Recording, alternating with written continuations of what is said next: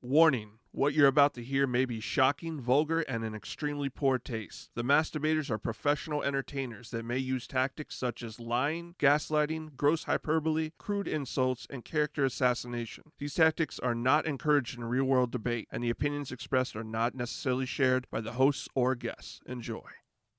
So Bob Ross, that's your champion.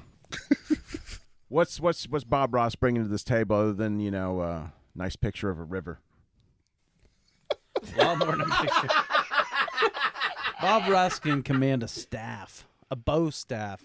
He's used to having a piece of wood in his hands. This is what this man was made for, and he can wield it, and he will fuck you up with it. Like Donatello.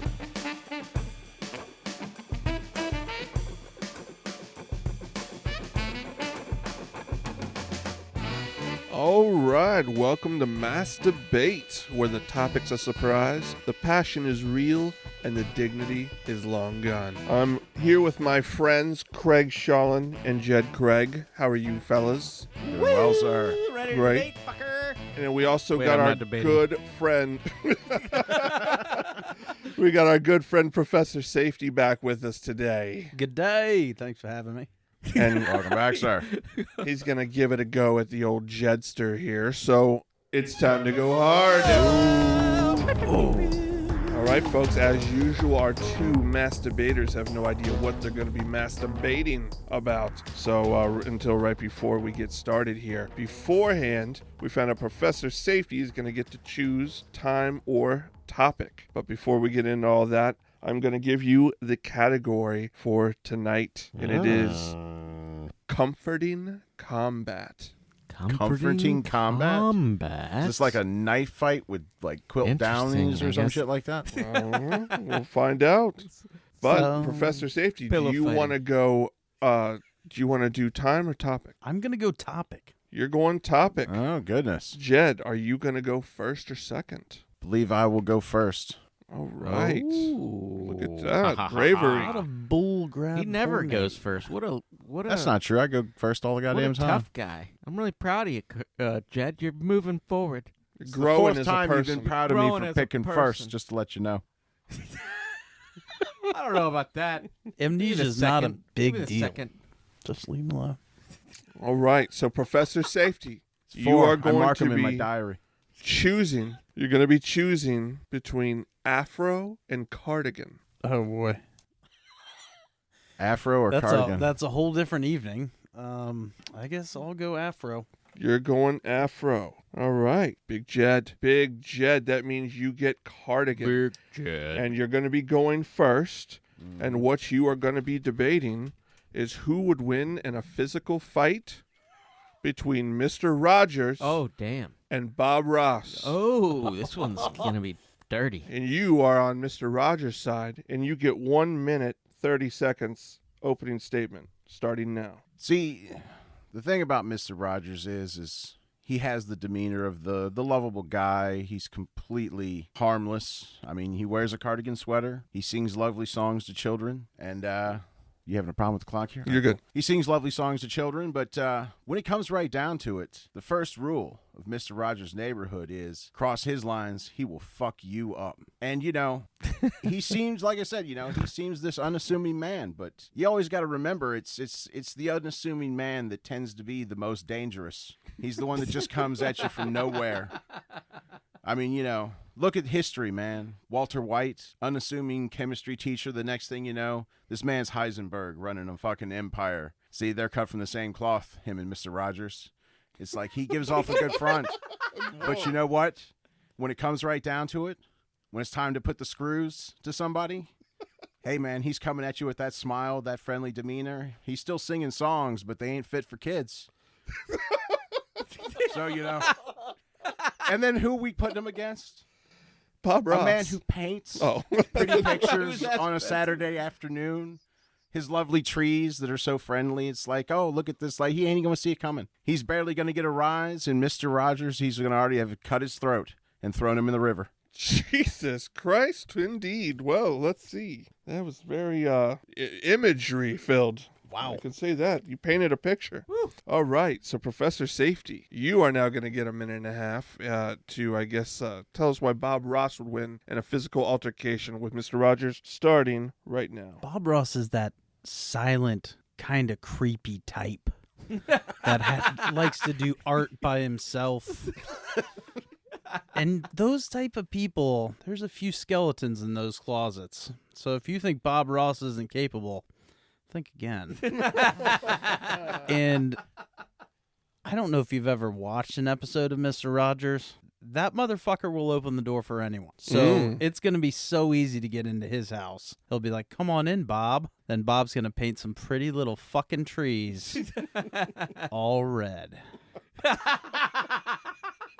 Bob was made for this. He's going to go home. He's going to get online. He's going to stream. And he's going to teach other people how to paint red trees and just tell them about how happy they are. And what nobody realizes is that the past 30 years, Bob has been painting live for people after murdering folks. And this is just his entire MO. Like, maybe this is just what Bob's been doing this entire time. Would it actually surprise anyone? I don't think so. Mr. Rogers, a murderer? Are you fucking kidding? Not in my neighborhood. I doubt it. You know, so I think in a physical fight, Bob Ross is going to, first of all, he's going to sneak up on him. He's going to let him in. It's over. Beautiful. All right. Well, interesting arguments from both of you guys. Starting off here. Jed, since you went first that first time, Professor Safety, you are going to get to go first in the balls to the wall questions and answers segment. You get 3 minutes to grill young Jed here about Fred Rogers, starting now. All right. Let's talk about Fred, Jed. You can imagine. I'm trying to picture. Think about Mr. Rogers on American Gladiators. He's up there fighting against. Can you give me an example of anyone he might be able to beat jousting? Just picture him on the pedestal. Well, see, I mean, you're not actually examining the physical specimen that Mr. Rogers is. I mean, he's tall, he's lean, he's got reach. You're selling the man short. Around. You're selling the man short. So you recently compared Mr. Rogers to Walter White. Could you go into some more detail about why they're so similar? Well, look at how they are. I mean, they both come across as very unassuming men. They teach children. One teaches, younger ones, obviously, because Mr. Rogers it's set for the younger audience. So the man has to play to his audience, but he ain't the man that's on TV, man. When he gets off the screen, teach you how to read, teach you how to make math. Same thing, right? When he gets off the screen, the man don't take no shit. So what kind of, tell me a little bit about Mr. Rogers' actual neighborhood, if he's the kind of guy that's capable of something like this. What's he doing on a typical Saturday? Man, that's fucking television. We're talking about what happened in an actual fight between Mr. Rogers and Bob Ross. I mean, why do you keep bringing up his kids show? It's just how the man cashes checks. What would he attack Bob Ross with? Like what defining? You think he's stronger than Bob Ross? Nah, man, but he'll come at him with anything within arm's reach. I mean, he's a MacGyver when it comes to just generating weapons on the fly. And making horns toot with, trains going by. Well, it's clear. I mean, the man has a television show. Clearly, he is creative. He does all the music. He does all the scripts. You're telling me this man couldn't look in a room and figure out 8 different ways to use something in there to kill you? No, absolutely not. I don't think so. Not Mr. Rogers. No, I mean, you bought into his on-screen persona. I don't know what to tell you, brother. I think he's too nice of a guy in your neighborhood to be doing anything hurtful to Mr. Ross. Mr. Ross, I think, is a fine human specimen. He's clearly the pinnacle of peak performance. Wouldn't you agree? Isn't Bob Ross in great shape? Bob Ross? I don't know. He's always kind of, whenever I see him, he's always hunched over. He's always hunched over a canvas like the fucking hunchback of fucking Notre Dame. Whoa. What? All right. Well, that's time. We'll have to end it there. That was beautiful. All right. So, Jed, you are now going to get to have 3 minutes to the balls to the wall question and answers. You can ask Professor Safety questions starting now. So Bob Ross, that's your champion. What's Bob Ross bringing to this table other than, nice picture of a river? A lot more than a picture. Bob Ross can command a staff, a bow staff. He's used to having a piece of wood in his hands. This is what this man was made for, and he can wield it, and he will fuck you up with it. Like Donatello. He's used to holding a paintbrush. That's not much bigger than a pencil. You're telling me he can kill men with a pencil? He don't strike me as the type of man that could kill someone with a pencil. You telling me I got fucking John Wick painting my fucking lovely trees? Bob Ross will kill you with his bare fucking hands. Bob Ross is a man's man. He's a mountain man. When he's not on screen, he's probably skinning bobcats out in his free time. Hold on, what? That's What are you saying? You're gonna tell our audience that Bob Ross on his weekends goes out and skins fucking cougars and Can shit? you prove that Is he what you're doesn't? saying? I have no reason to believe otherwise. I'm gonna tell you right there. That man has the hair of someone that has hunted nothing. Refute that. Oh, I don't know. Hear that, all you Afro wearers? So you're gonna tell me you don't believe that that Mr. Rogers can bring the thunder? You're just gonna buy into the persona? You're just gonna let me walk right past this of about Mr. Rogers can bring the thunder? Yeah. Did you hear the story about the two I think kids? there's only one way to learn that one, kids, and this show should be turned off after dark. See, because there's real world proof of it, man. Because two kids stole Mr. Rogers' car one time, and when they found out that it was his car by looking in the glove box and seeing the registration, they brought that shit back with an apology letter. You know why they did that? Because he lives next door to Chuck Norris, and they were afraid. No, because they're going to hunt their ass down, and they knew it. Nothing says scary. I mean, aren't you Like familiar with Mr. these Rogers. TV types? You've seen all the behind-the-story shit. Dude, they're all into crazy stuff, man. Is Mr. Rogers just another one of them? You didn't know that? Nope. All right, man. Well, clearly you just ain't hip to the times then, man, because I thought everybody knew what a savage he was. Listen, as moderator, I gotta tell you, you cannot keep asking rhetorical questions. Ask him a fucking question he can answer. All right, Not that so- you can answer. What a dick. Salsa. All right, so what's Bob Ross bringing? What's his weapon stack? It's first of all, he's got a bow staff because that's just the kind of guy he is. Bob Ross is a mystique kind of guy, and he's gonna whoop your ass with a bow staff. See, I thought at most he might be coming to the fight with like an easel, maybe, at most. You know, Oh, I That don't think easel's that- collapsible. We're gonna have to leave it there. That was fucking Done, intense. huh? All right. This shit. 3 minutes is so Jeez. long. What the There's a hell? lot I'm learning about both these guys, I Craig. know, The I will never look at either of them the same Right. again. No. Bob Ross and Mr. Rogers seem like forces to be reckoned with. What do you make of this debate so far? Oh, for fuck's sake, dude. What are they talking about? That's what I want to know. Oh, fair. Like, dear I'm riveted, God. but- Yeah, I'm riveted by the idiocracy that's coming out of their mouths. No, but, I can't say it's all bad, all right? I won't say it's all bad. I really do like, I will say that, I thought the professor did an excellent job with his bloody little trees reference. I do like how he's painting them red. Painting the happy trees red, I really liked that. I actually can envision Bob Ross skinning bobcats. I think I could see that.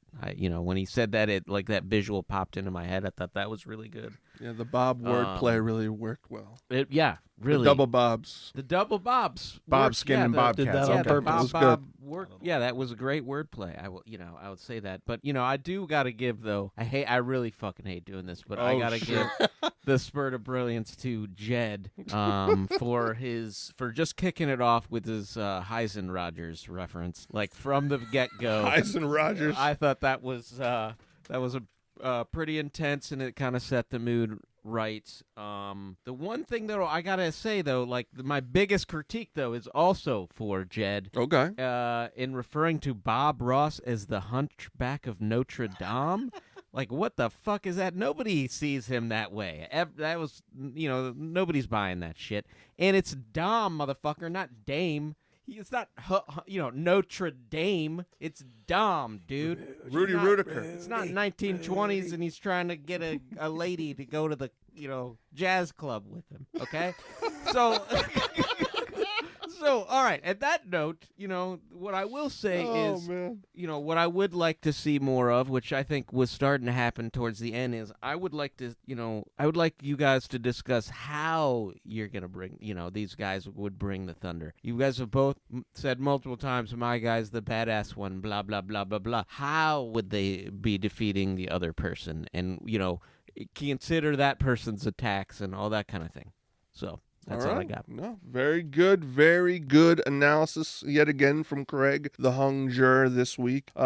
We also want to remind you all to like and subscribe and, share the love. Tell Unless the people. you don't have friends. Yeah. Right, you fucking loser. No.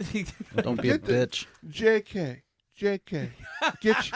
Get all your friends around and have a big old fucking blank propaganda machine party. Get your grandma on the Zoom. We'll get everybody in here. It's one big fucking Throw some giant comments orgy. down. Yeah, Shit. tell us what other topics you want to hear. Tell us who you think won this pile of steaming shit.